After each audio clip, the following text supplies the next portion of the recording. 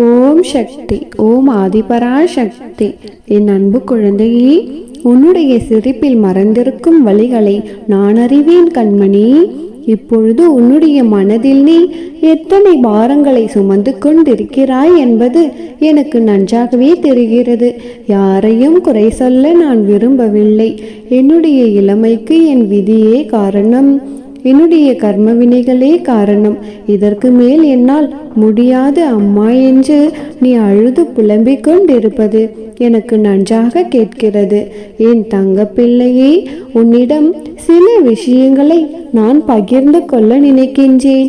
என்னுடைய வார்த்தைகளை இடைவிடாது முழுமையாக கேள். இப்பொழுது உன்னுடைய பிரச்சனை தான் என்ன? ஆறுதலும் வேண்டாம், பாசமும் வேண்டாம், எதுவுமே வேண்டாம். இதில் எதுவுமே உண்மையல்ல. பார்த்து பார்த்து மனம் நொந்து நொந்து மனப்பாறையாக மாறிவிட்டது.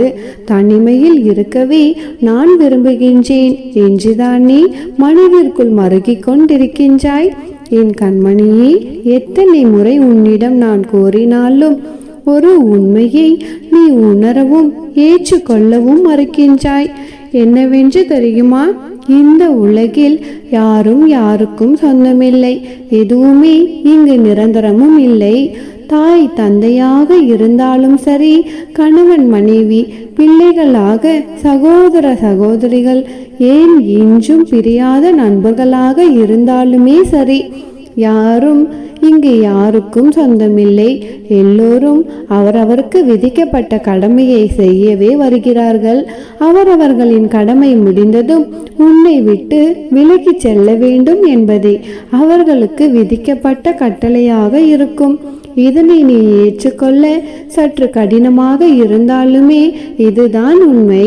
ஆனால் உனக்கு இன்று படைக்கப்பட்ட, உனக்காக விதிக்கப்பட்ட ஒரு உறவு இருக்கிறது. அது என்றும் எந்த சூழ்நிலையிலும் உன்னை விட்டு விலகாது. அது இன்றும் உன்னுடைய நிழலாக உன் கூடவே இருக்கும். என்ன அம்மா, இங்கே யாருக்கும் சொந்தமில்லை, எதுவும் நிரந்தரமில்லை என்று கூறுகிறீர்கள். இப்பொழுது நீங்களே உனக்கான ஒரு உறவு இருக்கிறது என்று கூறுகிறீர்களே என்று கேட்கிறாயா என் தங்கமே? ஆம் கண்மணி, உனக்காக ஒரு உறவு உன்னுடன் தான் இருக்கிறது. யாரென்று உனக்கு தெரியுமா? உனக்கு உறவு நீ மட்டும்தான். உன்னையே நீ நேசிக்க பழகு, வாழ்க்கை இனிமையாகும். ஒன்றை மட்டும் கூறுகிறேன், நினைவில் நிறுத்திக்கொள். அன்பை யாரிடமும் கேட்டு வாங்காதே, அது நிலைக்காது. அக்கறையை சொல்லி பெறாதே, காதலை பிச்சை எடுக்காதே. இவையெல்லாம் கிடைக்காத இடத்தில் நீ என்றும் ஒரு நொடி கூட இருக்காதே. திமிர்கொள், தனிமையில் நிறைந்து திறமையை செதுக்கு, தன் நம்பிக்கையை பன்மடங்காக வளர்த்துக்கொள். என் தங்கமே, இந்த உலகில் யார் இருந்தாலும் இல்லாவிட்டாலும் பூமி சுற்றுவது நிற்காது. உன்னுடைய விதி உள்ளவரை உன்னுடைய பயணம் தொடர்ந்துதான் ஆகும். மரணம் வரை கூட வருபவர்கள் யாரும் இல்லை இந்த உலகில். உனக்கு நீ மட்டும்தான் உறவு. புரிந்து நடந்து கொள். உனக்கு துணையாக என்றும் நான் இருக்கின்றேன். உன்னை பாதுகாத்து கரை சேர்ப்பது என்னுடைய பொறுப்பு. கண்ணீரை துடைத்து கொண்டு எழுந்து வா என் தங்கமே. உன் வாழ்க்கையில் சந்தோஷமான விஷயங்கள் உனக்காக காத்திருக்கிறது. நம்பிக்கையோடு காத்திரு. எப்போதும் உனக்கு துணையாக உன் அன்னை உன் கூடவே உனக்கு நிழலாக வருவேன். நல்லதே நினைத்தால் நல்லதே நடக்கும். ஓம் சக்தி. ஓம் ஆதிபராசக்தி. இன்றைய நாளில் ஒரு இனிப்பான செய்தியை உன்னிடம் கூற வந்துள்ளேன். நீ பயந்து கொண்டே இருந்தாயல்லவா? இது சரியாக நடக்குமா? நான் நினைத்தபடியே நடந்து முடியுமா என்று மனதில் போட்டு குழம்பிக் கொண்டிருந்தாயல்லவா? இதோ உன்னுடைய விருப்பப்படியே எல்லாம் நடந்து முடிய போகிறது. இந்த இனிப்பான செய்தியை உனக்காகவே நான் கொண்டு வந்துள்ளேன் தங்கமே. இந்த ஆசைகளை பெற்றுக்கொண்டே இந்த நாளையும் துவங்கு என் தங்கமே. வாழ்க்கையில் போராடும் குணத்தை பெற்று தீர்க்கமாக நீ வாழ நினைக்கும் என் பிள்ளை நீ. மனம் உறுதி இருப்பவர்களிடம்தான் அதற்கான சோதனை மேற்கொள்ளப்படுகின்றது. என் தங்கமே, உன்னுடைய மனம் என்பது நான் வசிக்கும் கோவில். அந்த கோவிலில் என்னுடைய மனமது இல்லாமல் ஒரு தூசி கூட நுழையாது. என்னை காண வந்த என்னுடைய பிள்ளையான உனக்கு நிறைய நிறைய விஷயங்களை புரிய வைக்க வேண்டியது என்னுடைய கடமை. எதற்கு தெரியுமா தங்கமே? நீ இன்னும் வளரவே இல்லை. மனதளவில் நீ இன்னும் சிறு பிள்ளையாகத்தானே இருக்கின்றாய். என் தங்கமே, உனக்கான பக்குவத்தை புகட்ட எனது சிற்றத்தையும் காண்பிக்க வேண்டியதாய் இருக்கிறது. என் தங்கமே, ஏனென்றால் அது ஒரு தாயாக எனது கடமையாகும். உன்னுடைய மனதில் என்னை காண வருவதற்கு முன் பல பல எண்ணங்கள் குதர்க்கமாக எழுந்தது. அது ஏனென்ற கேள்விக்கு விடை கூறுகிறேன் கேள். என் தங்கமே, என்னை தரிசிக்க வரும் என் பிள்ளையின் மனம் தெளிவாக இருக்கத்தான் வேண்டும். அதற்காகத்தான் என்னை பார்ப்பதற்கு முன் உன்னுடைய மனதில் எழுந்த அத்தனை எண்ணங்களையும் நான் அமைதியாக்க வேண்டியுள்ளது. என் தங்கமே, நீ இப்பொழுது உன்னுடைய துன்பங்களால் வலுவிழந்து மனதளவில் பாதிக்கப்பட்டிருக்கின்றாய். என் தங்கமே, இந்த நேரத்தில் தேவையில்லாத எண்ணங்கள் உன்னிடத்திலும் உன்னுடைய மனதிலும் உன்னுள்ளும் எழ ஆரம்பிக்கும். இத்தகைய தருணத்தில்தான் எதிர்மறை எண்ணங்கள் உன்னை ஆட்டி படைக்கிறது. என் தங்கமே, இது மாதிரியான துன்பங்கள் நிறைந்த காலத்தில் நீ மனதை தெளிவாக வைத்து கொள்ள வேண்டும். என் தங்கமே, எந்த ஒரு மாயையும் உன்னை ஆட்கொள்ள முடியாமல் பார்த்து கொள்ள வேண்டும். என் தங்கமே, இப்பொழுது உன்னுடைய வாழ்க்கையில் நீ ஆசைப்பட்டதெல்லாம் நிறைவேறும் காலம்தான். ஆனால் இந்த வாழ்க்கையை மேடு பள்ளம் இல்லாத இடமென்று ஒன்றுமே கிடையாது. என் தங்கமே, அதுதான் உன்னை யாரென்று உனக்கு உன்னையே அறிமுகப்படுத்தும். இங்கே எல்லா மரங்களும் சிறியதாக இருப்பதும் இல்லை, பெரியதாக இருப்பதும் இல்லை. சிறியதாய் இருக்கும் மரங்கள் பெரிய மரங்களை பார்த்து பிரமிக்குமாம். ஒரு நாள் நான் இப்படித்தான் வளர வேண்டும் என்று அதுவும் வளருமாம் பெரியதாக.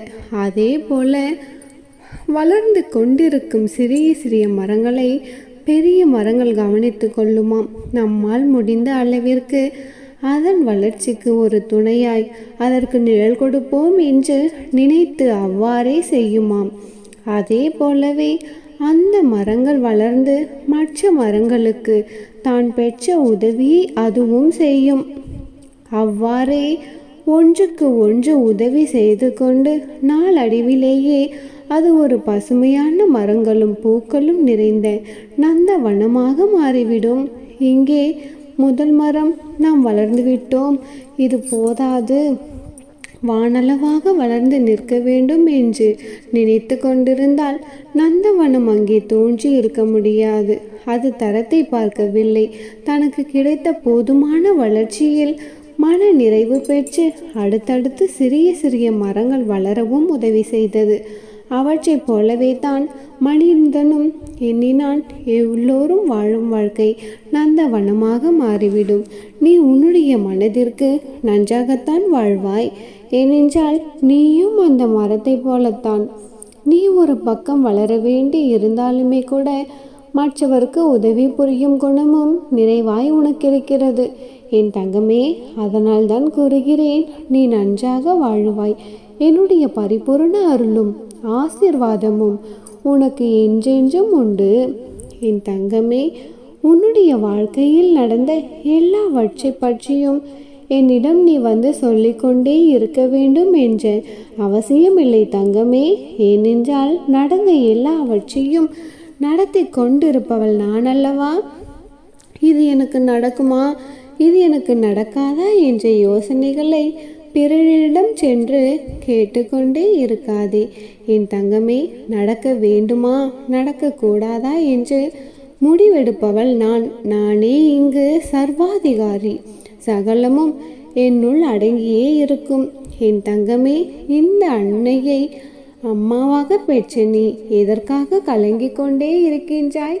நானே உன் அனைவருடைய அந்தரங்க ஆட்சியாளராக இருதயத்தில் அமர்ந்திருக்கின்றேன். இந்த உலகில் கண் அசையும் அசைவற்ற சர்வ ஜீவராசிகளையும் நானே அரவணைக்கின்றேன். இந்த பிரபஞ்சம் என்னும் தோட்டத்தை நானே கட்டுப்படுத்துபவள். ஆட்டுவிப்பவள். எல்லா வர்க்கங்களின் மூலமாகத்தான் நானே எல்லா உணர்ச்சிகளையும் ஊந்துபவள். நானே இங்கு சர்வாதிகாரி. ஒரு முறை நடக்கும் என்று நான் வாக்களித்து விட்டால் அது சர்வ நிச்சயமாக நடந்தே தீரும். இது நடக்க தேவையில்லை என்று முடிவெடுத்து விட்டால் அது நடக்காது. என் தங்கமே, ஏனென்றால் மீண்டும் மீண்டும் கூறுகிறேன், நானே இங்கு சர்வாதிகாரி. இப்பொழுது உன்னுடைய மனதில் ஓடும் என்ன ஓட்டங்களை நான் அறிந்தே இருக்கின்றேன். என் தங்கமே, ஒன்றை மட்டும் புரிந்து கொள். பழி வாங்குதலால் எதிரில் உள்ளவர்கள் மட்டும் வீழ்வதில்லை. குழந்தையே, அவர்கள் அக்குணம் படைத்தவர்கள்தான். ஆனால் நீயோ அப்படி கிடையாது. உன்னுடைய பண்புகள் வேறு. நீயும் பழிவாங்க வேண்டும் என்று நினைத்தால் அவர்களின் வடிவங்களில் நீயும் ஒன்றாய் மாறுகின்றாய். என் தங்கமே, அப்படி நீ மாறினாய் என்றால் நீயும் விழுந்து உன்னிடம் உள்ள நற்பண்புகளும் விழுந்துவிடும். அது உன்னுடைய நிம்மதியின் கதவை மூடியும் விடும். அந்த கதவிற்குள் சிக்கிக்கொண்டு விடாதே செல்லமே. நீ சிக்கிக்கொள்ள மாட்டாய் என்பதும் எனக்கு நன்றாகவே தெரியும். ஆனால் இந்த அறிவுரை உன்னுடைய ஆன்மாவிற்கல்ல, மாயை நிறைந்த உன்னுடைய மனதிற்கு மட்டுமே. அதனால் உனக்கு அரணாய் என்னை இருப்பவர்கள் உன்னை நெருங்காமல் நானே பார்த்து கொள்ளுவேன். உன்னுடைய மனதில் சிம்மாசனத்தில் அமர்ந்திருப்பவள் நான். இருந்தும் உன்னை விடுவிக்க நானும் உன்னுடைய மாயைகளுடன் போராடி கொண்டிருக்கின்றேன் தங்கமே. அமைதியான நிலையில் இருக்கும் நான் என் பிள்ளையான உன்னை விடுவிக்க, உன்னை காப்பாற்ற அத்தனை ரூபங்களையும் எடுத்தே தீருவேன் தங்கமே. உனக்குள் உன்னை முன்னேற விடாமல் உன்னை முடக்கும் உன் எண்ணங்கள், சிந்தனைகள் என எல்லாவற்றிலிருந்தும் உன்னை நான் விடுதலை செய்வேன். என் தங்கமே, உன்னுடைய மனதை காயப்படுத்தும் உன் மனதிற்கு எந்த நிலைமை என்றால், வெளியில் உன்னை காயப்படுத்துபவர்களை நான் சும்மா விடுவேனா? என் தங்கமே, அவர்களை நான் பார்த்து கொள்கிறேன். ஒருவர் உன்னை பழி வாங்கினால் நீ பதிலுக்கு அதை செய்யாதே தங்கமே.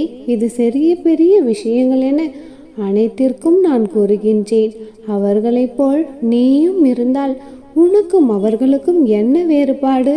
என் தங்கமே, ஒன்றை மட்டும் நன்றாக புரிந்து கொள். நீ என்னுடைய பிள்ளை. உனக்கு என்ன நேர்ந்தாலும், எத்தனை பிரச்சனைகள் உன்னை சூழ்ந்தாலும், பிரார்த்தனையையும் நம்பிக்கையும் கைவிட்டு விடாதே தங்கமே. அதுவே உனக்கு எப்படிப்பட்ட சூழ்நிலையிலும் கை கொடுக்கும். என் தங்கமே, உன் அன்னையாகிய நானே உன் கூடவே நின்று அனைத்தையும் நான் பார்த்து கொள்கிறேன். நம்பிக்கையோடு இரு. நல்லதே நினைக்கும் என் செல்ல பிள்ளையின் வாழ்க்கையில் நிச்சயம் நான் நல்லதையே நடத்தி கொடுப்பேன். அம்மனருளால் இந்த நாள் அழகிய நாளாக நிறைவடையட்டும். ஓம் சக்தி. ஓம் ஆதிபரா சக்தி.